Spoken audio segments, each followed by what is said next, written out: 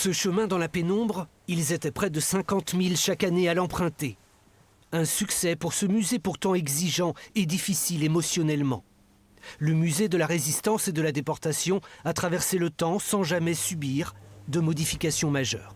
L'exposition était tellement bien pensée, tellement bien conçue qu'on n'a pas pu modifier ce musée au fil des années et on a assisté à son lent vieillissement depuis maintenant 38 ans. Une muséographie simple et efficace, comme cette carte des camps de détention français, tous reliés à Drancy, réalisée avec des cordes. Cette carte, elle a vieilli. Maintenant, on mettrait peut-être une carte interactive, mais je ne suis pas sûre que ça fonctionnerait aussi bien. L'originalité du musée doit beaucoup à cette équipe d'historiens, réunis autour de Denise Lorac, déportée à Bergen-Belsen avec son fils.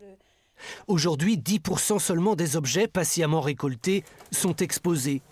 Il était temps de libérer les réserves. Donc c'est une petite vierge à l'enfant que Henri Fertet a confectionnée à la prison de la Butte. C'est de la mie de pain. Et Henri Fertet est fusillé en 1943 à la citadelle de Besançon, fusillé à 16 ans.